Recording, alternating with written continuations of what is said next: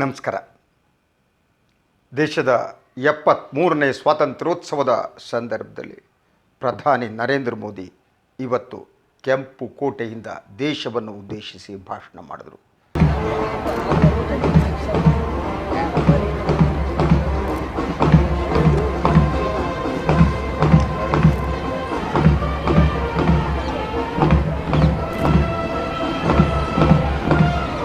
ಇದು ಇವರ 6ನೆಯ ಭಾಷಣ. ವಾಜಪೇಯಿ ಕೂಡ 6 ಬಾರಿ ಕೆಂಪು ಕೋಟೆಯಿಂದ ಭಾಷಣ ಮಾಡಿದರು.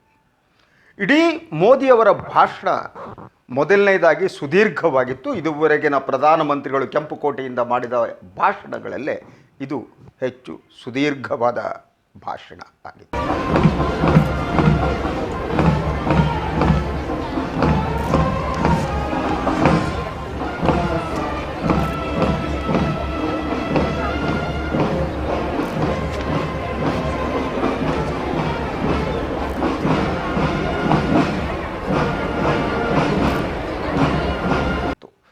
ಈ ಭಾಷಣದಲ್ಲಿ ಅವರು ಹಲವು ವಿಚಾರಗಳ ಒಂದು ಮಿಶ್ರಣವನ್ನು ದೇಶದ ಜನತೆಯ ಮುಂದೆ ಇಟ್ಟರು.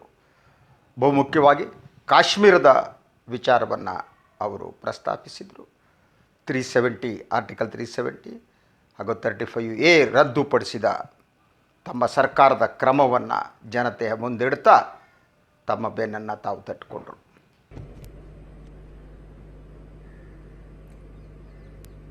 नई सरकार बनने के बाद लाल किले से मुझे आज फिर से एक बार आप सबका गौरव करने का अवसर मिला है. अभी इस नई सरकार को 10 हफ्ते भी नहीं हुए हैं, लेकिन 10 हफ्ते के छोटे से कार्यकाल में भी सभी क्षेत्रों में, सभी दिशाओं में हर प्रकार के प्रयासों को बल दिया गया है. ಕೇವಲ ಈ ಸರ್ಕಾರ ಅಧಿಕಾರಕ್ಕೆ ಬಂದ 10 ವಾರಗಳ ಒಳಗೆ ತನ್ನ ಭರವಸೆಯನ್ನು ಈಡೇರಿಸಿದೆ ಅಂತಲೂ ಅವರು ಅಂದರು.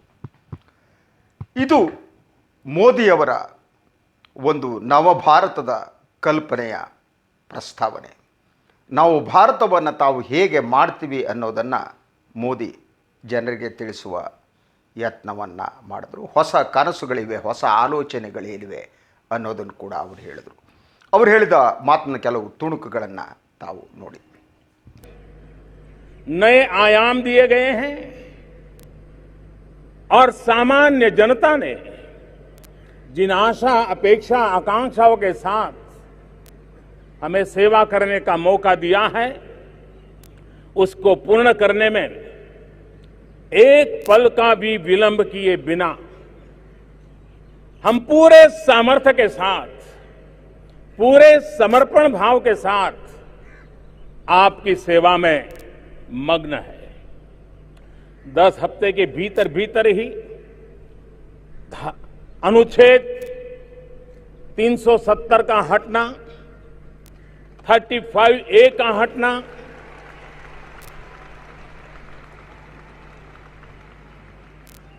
सरदार वल्लभ भाई पटेल के सपनों को साकार करने की दिशा में एक अहम कदम. 10 हफ्ते के भीतर भीतर हमारी मुस्लिम माताओं बहनों को उनका अधिकार दिलाने के लिए 3 तलाक के खिलाफ कानून बनाना,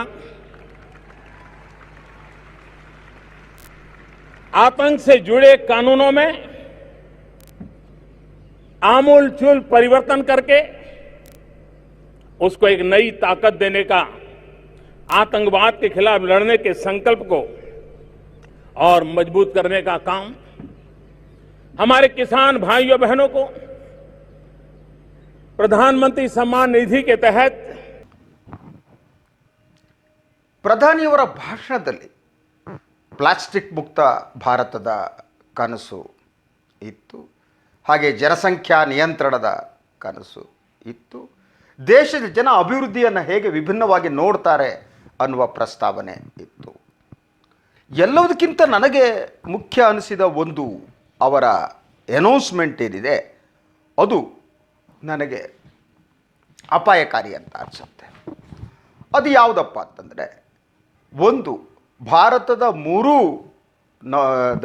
ಸೈನ್ಯದ ವಿಭಾಗಗಳೇನಿವೆ ಅದಕ್ಕೆಲ್ಲ ಒಬ್ಬ ಮುಖ್ಯಸ್ಥನನ್ನು ನೇಮಿಸುವ ಮಾತನ್ನು ಆಡಿದ್ದಾರೆ. ನೌಕಾಪಡೆಗೆ, ವಾಯುಪಡೆಗೆ ಹಾಗೆ ಸೈನ್ಯಕ್ಕೆ ಒಬ್ಬ ಮುಖ್ಯಸ್ಥ ಇರ್ತಾನೆ. ಇದರಿಂದ ಬೆಟರ್ ಕೋಆರ್ಡಿನೇಷನ್ ಸಾಧ್ಯ ಆಗುತ್ತೆ ಅನ್ನುವುದು ಅವರ ಮಾತು. ಕಾರ್ಗಿಲ್ ಯುದ್ಧದ ನಂತರ ಈ ಪ್ರಸ್ತಾವನೆ ಬಂದಿತ್ತು.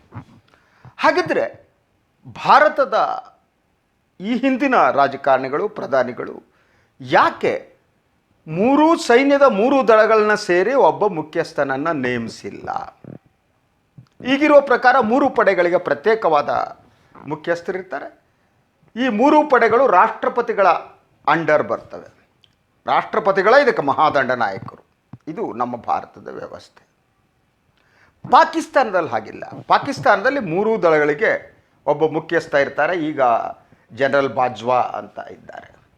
ಪಾಕಿಸ್ತಾನ ಮೊದಲಿಂದ ಇದೇ ದಾರಿಯನ್ನು ಅನುಸರಿಸ್ತಾ ಬರ್ತಾ ಇದೆ. ಹಾಗಿದ್ದರೆ ಇಡೀ ಸೈನ್ಯ, ನೌಕಾದಳ ಮತ್ತು ವಾಯುಪಡೆಗೆ ಒಬ್ಬ ಮುಖ್ಯಸ್ಥರನ್ನು ನೇಮಿಸುವುದರಿಂದ ಆಗುವ ಪರಿಣಾಮಗಳೇನು? ಮೊದಲನೇದಾಗಿ ಇಡೀ ಸೈನ್ಯ ಒಬ್ಬರ ಅಂಡರ್ ಬರುತ್ತೆ. He will be more powerful. ಒಂದು ಕೋಆರ್ಡಿನೇಷನ್ ಪ್ರಶ್ನೆ ಆದರೆ, ಇನ್ನೊಂದು ಭಾರತದ ಜನತಾಂತ್ರಿಕ ವ್ಯವಸ್ಥೆಯಲ್ಲಿ ಮೂರೂ ಪಡೆಗಳ ನೇತೃತ್ವವನ್ನು ವಹಿಸಿದ ವ್ಯಕ್ತಿ ಪ್ರಬಲನಾಗಿರುವುದರಿಂದ ಅವನಿಂದ ಜನತಂತ್ರ ವ್ಯವಸ್ಥೆಗೆ ಏನಾದರೂ ಅಪಾಯ ಒದಗಿ ಬರಬಹುದಾ? ಬಹುಶಃ ವಿಶ್ವದ ಹಲವು ರಾಷ್ಟ್ರಗಳಲ್ಲಿ, ಪಾಕಿಸ್ತಾನ ಸೇರಿದಂತೆ, ಸೈನ್ಯಕ್ಕೆ ಒಬ್ಬನೇ ಮುಖ್ಯಸ್ಥನಿರುವಂತಹ ಸಂದರ್ಭದಲ್ಲಿ ಜನತಂತ್ರ ನಾಶವಾಗಿ ಸೈನ್ಯ ಬಂಡೆದ್ದ ಹಲವು ಉದಾಹರಣೆಗಳಿವೆ. ನನಗೆ ಆ ಅಪಾಯ ಕಾಣ್ತಾ ಇದೆ. ಯಾಕಂದರೆ ಸೈನಿಕರಿಗೆ ಒಂದು ಮನಸ್ಥಿತಿ ಅಂತ ಇರುತ್ತೆ, ಸೈನ್ಯಕ್ಕೆ ಒಂದು ಮನಸ್ಥಿತಿ ಇರುತ್ತೆ. ಅದು ಆಕ್ರಮಣಶೀಲ ಮನಸ್ಥಿತಿ ಇರಲೇಬೇಕು. ಸೈನ್ಯಕ್ಕೆ ಆಕ್ರಮಣಶೀಲ ಮನಸ್ಥಿತಿ ಇರಬೇಕು. ಆದರೆ ಆ ಆಕ್ರಮಣಶೀಲ ಮನಸ್ಥಿತಿಯ ವ್ಯಕ್ತಿಗಳು ಯಾವಾಗ ಹೇಗೆ ಬದಲಾಗ್ತಾರೆ ಅಂತ ಹೇಳೋಕ್ಕಾಗಲ್ಲ. ಅವರೇ ಜನತಂತ್ರಕ್ಕೆ ಥ್ರೆಟ್ ಆಗಬಹುದು. ಈ ಕಾರಣಕ್ಕೆ ಇರ್ಬೋದು ನಮ್ಮ ದೇಶದಲ್ಲಿ ಸೈನ್ಯ, ವಾಯುದಳ ಮತ್ತು ನೌಕಾಪಡೆ ಸೇರಿ ಒಬ್ಬ ಮುಖ್ಯಸ್ಥನನ್ನು ನೇಮಿಸಿಲ್ಲ. ನಾವು ಎಲ್ಲ ಇತಿಹಾಸವನ್ನು ತಿರಸ್ಕರಿಸ್ತಾ ಹೊಸ ಇತಿಹಾಸ ಸೃಷ್ಟಿಸೋದಕ್ಕೆ ಹೊರಟವರು. ಅಟ್ಲೀಸ್ಟ್ ಹಳವರಿಗೆ ಒಂದು ಸ್ವಲ್ಪ ತಲೆ ಬುದ್ಧಿ ಇರ್ಬೋದು ಅಂತಾರು ಅಂದ್ಕೋಬೋದಾಗಿತ್ತು. ಒಂದು. ಎರಡನೇದಾಗಿ, ನೀವು ಇಂಥ ಒಂದು ರೆಕಮೆಂಡೇಷನ್ ಬಂತು ಅಂದ ತಕ್ಷಣ ಯಾಕೆ ಮುಂದಕ್ಕೆ ಹೆಜ್ಜೆ ಇಡ್ತೀರಿ? ಯೋಚನೆ ಮಾಡಲೇಬೇಕು. ಯಾಕಂದರೆ ಈ ದೇಶದಲ್ಲಿ ಜನತಂತ್ರವನ್ನು ಉಳಿಸಿಕೊಳ್ಳಬೇಕಾದ್ದು, ಬೆಳೆಸಬೇಕಾದ್ದು ನಮ್ಮೆಲ್ಲರ ಕರ್ತವ್ಯ. ಮತ್ತು ಇದುವರೆಗೆ ಏನು ಮೂರೂ ಪಡೆಗಳಿಗೆ ಬೇರೆ ಬೇರೆ ಮುಖ್ಯಸ್ಥರಿದ್ದರೂ ಕೂಡ ನಮ್ಮ ಸೈನ್ಯ ಅತ್ಯದ್ಭುತವಾಗಿ ಕಾರ್ಯನಿರ್ವಹಿಸಿದೆ. ಪಾಕಿಸ್ತಾನ ಸೈನ್ಯಕ್ಕೆ ಎದೆಗೆ ಎದೆ ಕೊಟ್ಟು ಹೋರಾಟ ಮಾಡಿದೆ. ಯಾವತ್ತೂ ಕೂಡ ಕೋಆರ್ಡಿನೇಷನ್ ತೊಂದರೆ ಆಗಿದೆ ಅಂತ ನನಗೆ ಅನಿಸಿಲ್ಲ ಅಂತ ಮೇಜರ್ ಆಗಿ. ಆದರೆ ಈಗ ಮೋದಿ ಅವರ ಅನೌನ್ಸ್ಮೆಂಟ್ ಏನಿದೆ ಅದರ ಪ್ರಕಾರ ಒಬ್ಬ ಮುಖ್ಯಸ್ಥರನ್ನು ನೇಮಿಸ್ತಾರೆ. ಆ ವ್ಯಕ್ತಿ ಒಂದೊಮ್ಮೆ ಯಾವುದೋ ಒಂದು ಸಂದರ್ಭದಲ್ಲಿ ಜನಪ್ರತಿನಿಧಿಗಳಿಗೆ ವಿರುದ್ಧವಾಗಿ ನಿಂತರೆ ಅವಾಗೇನು ಮಾಡ್ತೀರಿ? ಇದು ಜನತಂತ್ರಕ್ಕೆ ಒಂದು ಥ್ರೆಟ್ ಆಗ್ಬೋದಲ್ವಾ? ಈ ಬಗ್ಗೆ ಯೋಚಿಸಬೇಕಾದ್ದು ಅತ್ಯಗತ್ಯ ಅಂತ ನನಗೆ ಅನಿಸುತ್ತೆ. ಇನ್ನು ಪ್ರಧಾನಿ ನರೇಂದ್ರ ಮೋದಿ ಅವರ ಭಾಷಣ ಹೇಳಿದೆ, ಇದೊಂದು ರೀತಿ ಎಲ್ಲದರ ಮಿಶ್ರಣ ಆಗಿತ್ತು ಅಂತ. ನಾನು ಈ ಮೊದಲೇ ಪಾಕಿಸ್ತಾನದ ಪ್ರಧಾನಿಯವರ ಭಾಷಣವನ್ನು ವಿಶ್ಲೇಷಣೆ ಮಾಡಿದ್ದೇನೆ ಇನ್ನೊಂದು ಕಾರ್ಯಕ್ರಮದಲ್ಲಿ. ಸೊ ಪ್ರಧಾನಿ ಎಂದಿನಂತೆ ಅವರು ಮಾತಿನ ಶೂರರು, ಮಾತಿನ ಮಲ್ಲರು. ಅವರು ಇಡೀ ಭಾಷಣದಲ್ಲಿ ಬಾಡಿ ಲ್ಯಾಂಗ್ವೇಜ್, ಪ್ರೆಸೆಂಟೇಷನ್ ಎಲ್ಲವೂ ಕೂಡ ಆಕರ್ಷಣೀಯವಾಗಿರುತ್ತೆ. ಬಟ್ ಆಕರ್ಷಣೀಯವಾಗಿರುವುದೇ ಎಲ್ಲವೂ ಸತ್ಯ ಅಂತ ಹೇಳೋಕ್ಕಾಗಲ್ಲ. ಅತ್ಯದ್ಭುತ ಮಾತುಗಾರರು ಏನಿದ್ದಾರೆ ಅವರು ಹೇಳುವುದೆಲ್ಲ ಸತ್ಯ ಅಂತ ನಾವು ಹೇಳೋಕ್ಕಾಗಲ್ಲ. असहाय नहीं छोड़ सकता है. उन बालकों की सुरक्षा के लिए कठोर कानून प्रबंधन आवश्यक था. हमने इस काम को भी पूर्ण कर लिया है। भाइयों बहनों, 2014 से 19 5 साल मुझे सेवा करने का आपने मौका दिया। अनेक चीजें ऐसी थी, सामान्य मानवी अपनी निजी आवश्यकताओं के लिए जूझता था। ಅಥವಾ ಸತ್ಯವನ್ನು ಅತ್ಯದ್ಭುತವಾದ ಮಾತಿನಲ್ಲಿ ಹೇಳಬೇಕು ಅಂತಲೂ ಇಲ್ಲ. ಆದರೆ ಮೋದಿ ಹಾಗಲ್ಲ. ಮೋದಿಗೆ ಜನಾಕರ್ಷಣೆಯ ಒಂದು ಶಕ್ತಿ ಇದೆ ಅವರಿಗೆ. ಆದರೆ ಈ ಜನಾಕರ್ಷಣೆಯ ಶಕ್ತಿ ಕಾರ್ಯರೂಪಕ್ಕೆ ಬರೆದಿದ್ದರೆ ಸಮಸ್ಯೆ ಆಗುತ್ತೆ. ಯಾಕಂದರೆ ಇವತ್ತು ಅವರ ಭಾಷಣದಲ್ಲೂ ಕೂಡ ಹೊಸದಾಗಿ ಏನು ಮಾಡಬೇಕು ಅಂತ ಹೇಳಿದರೆ ಹೊರತು ಆರ್ಥಿಕ ಹಿಂಜರಿತದ ಬಗ್ಗೆ ಹೇಳಿಲ್ಲ, ಆಟೋಮೊಬೈಲ್ ಇಂಡಸ್ಟ್ರಿ ಕುಸಿದೋದ ಬಗ್ಗೆ ಮಾತನಾಡಿಲ್ಲ. ಅವರು ಉದ್ಯೋಗ ಸೃಷ್ಟಿಯ ಬಗ್ಗೆ ಮಾತನಾಡಿದ್ರು ಕೂಡ ಈಗ ಉದ್ಯೋಗ ಸೃಷ್ಟಿ ಆಗುತ್ತಿಲ್ಲ ಅನ್ನುವ ವಿಚಾರವನ್ನು ಮೋದಿ ಅವರು ಜನರ ಮುಂದೆ ಇಟ್ಟೇ ಇಲ್ಲ. ಅಂದರೆ ವಾಸ್ತವಾಂಶಗಳನ್ನು ಜನರ ಮುಂದೆ ಇಡದೆ ಅವರು ಮತ್ತೆ ಕನಸು ಬಿತ್ತುವ ತಮ್ಮ ಎಂದಿನ ಜಾಯಮಾನವನ್ನು ಮುಂದುವರಿಸಿದರು. हमने 5 साल लगातार प्रयास किया कि हमारे नागरिकों की जो रोजमर्रा की जिंदगी की आवश्यकताएं हैं, खास करके गांव की, गरीब की, किसान की, दलित की, पीड़ित की, शोषित की, वंचित की, आदिवासी की, उन पर बल देने का हमने प्रयास किया और गाड़ी को हम ट्रैक पर लाए और उस दिशा में आज बहुत तेजी से काम चल रहा है. ಇನ್ನೂ ಹಲವು ಕನಸುಗಳನ್ನು ಬಿತ್ತಿದ್ರು. ಹಾಗೆಯೇ ಇವತ್ತಿನ ಜನ ಮೊದಲನಾಗಲ್ಲ, ರೈಲು ಬದಲು ವಿಮಾನ ಬಳಸ್ತಾರೆ ಅನ್ನೋ ಮಾತನ್ನು ಕೂಡ ಅವರು ಹೇಳ್ತಾ ಹೋದರು. ಅದರ ಜೊತೆಗೆ ನಮ್ಮ ಮಿಷನ್ ಏನಿದೆ ಅದನ್ನು ನಾವು ಯಾರೂ ನಿಲ್ಲಿಸೋಕ್ಕೆ ಸಾಧ್ಯ ಆಗಲ್ಲ, ಬಿಡಲ್ಲ, ದೇಶಮುಖಿ ಅನ್ನೋದು ಇದೆಲ್ಲ ಭಾಳ ಆಕರ್ಷಣೀಯವಾಗಿ ಇರುತ್ತೆ ಅನ್ನುವುದು ಭಾಳ ಮುಖ್ಯವಾದ್ದು. ಇನ್ನು 100 ಲಕ್ಷ ಕೋಟಿ ರೂಪಾಯಿಯನ್ನು ದೇಶದ ಇನ್ಫ್ರಾಸ್ಟ್ರಕ್ಚರಿಗೆ ನಾವು ವಿನಿಯೋಗಿಸ್ತೀವಿ ಅಂದರು. ಇನ್ಫ್ರಾಸ್ಟ್ರಕ್ಚರಿಗೆ ನೀವು ವಿನಿಯೋಗಿಸುವುದು ಸರಿ, ಆದರೆ ಚಾಲೆಂಜಿಂಗ್ ಆಗಿರುವ ಗ್ರಾಮಾಂತರ ಆರ್ಥಿಕತೆ ಏನಿದೆ ಅದನ್ನು ಪುನರುಜ್ಜೀವನಕ್ಕೆ ಏನು ಮಾಡಬೇಕು ಅನ್ನುವ ಮಾತನ್ನು ಅವರು ಹೇಳಿಲ್ಲ. ಸಂಕಷ್ಟದಲ್ಲಿರುವ ರೈತರ ಬಗ್ಗೆ ಅವರು ಮಾತನಾಡಲಿಲ್ಲ. ನಿರುದ್ಯೋಗ ಸಮಸ್ಯೆ, ಹಣದುಬ್ಬರದ ಬಗ್ಗೆ ಅವರು ಮಾತಾಡಲಿಲ್ಲ. ರೂಪಾಯಿ ಮೌಲ್ಯ ಕುಸಿಯುತ್ತಿರುವ ಬಗ್ಗೆ ಅವರು ಮಾತನಾಡಲಿಲ್ಲ. ಷೇರು ಮಾರುಕಟ್ಟೆ ಬೀಳುತ್ತಿರುವ ಬಗ್ಗೆ ಮೋದಿ ಮಾತನಾಡಲಿಲ್ಲ. ಈ ದೇಶದಲ್ಲಿ ಹೆಚ್ಚಾಗುತ್ತಿರುವ ಕೋಮುವಾದದ ಬಗ್ಗೆ ಅವರು ಮಾತನಾಡಲಿಲ್ಲ. ಏಕಧರ್ಮ ಅನ್ನುವ ಎಜೆಂಡಾ ಇಟ್ಟುಕೊಂಡು ಹೋಗುವವ್ರ ಬಗ್ಗೆ ಮಾತನಾಡಲಿಲ್ಲ. ಕೇವಲ ಆಹಾರ ಪದ್ಧತಿಯ ಕಾರಣಕ್ಕಾಗಿ ದಲಿತರ ಮೇಲೆ ನಡೆಯುತ್ತಿರುವ ಹಲ್ಲೆಯ ಬಗ್ಗೆ ನಮ್ಮ ಪ್ರಧಾನಿ ಮಾತನಾಡಲಿಲ್ಲ. ಅವರು ಮಾತನಾಡ್ತಾರೆ ಅಂತ ನಾನು ನಿರೀಕ್ಷೆ ಮಾಡಿದ್ದೆ. ಅವರು ಮಾತನಾಡಬೇಕಾಗಿತ್ತು. ಆದರೆ ಜನಸಂಖ್ಯಾ ಸ್ಫೋಟದ ಬಗ್ಗೆ ಅವರು ಮಾತನಾಡಿದರು. ಅದು ಯಾರ ಉದ್ದೇಶವನ್ನು ಇಟ್ಕೊಂಡು ಅವರು ಮಾತನಾಡಿದ್ರು ಅಂತ ನಾವು ಅರ್ಥ ಮಾಡಿಕೊಳ್ಳುವುದು ಕಷ್ಟ ಅಲ್ಲ. लेकिन वक्त बदलता है. अगर 2014 से 2019 आवश्यकताओं की पूर्ति का दौर था, तो 2019 के बाद का कालखंड देशवासियों की आकांक्षाओं की पूर्ति का कालखंड है, उनके सपनों को साकार करने का कालखंड है. और इसलिए 21वीं सदी का भारत कैसा हो, कितनी तेज गति से चलता हो, कितनी व्यापकता से काम करता हो, कितनी ऊंचाई से सोचता हो, इन सभी बातों को ध्यान में रखते हुए आने वाले 5 साल के कार्यकाल को आगे बढ़ाने का एक खाका हमने तैयार करके एक के बाद एक कदम उठा रहे हैं. 2014 में मैं देश के लिए नया था. 2013-14 में चुनाव के पूर्व मैं भारत भ्रमण करके मैं देशवासियों की भावनाओं को समझने का प्रयास कर रहा था. लेकिन हर किसी के चेहरे पर एक निराशा थी, एक आशंका थी.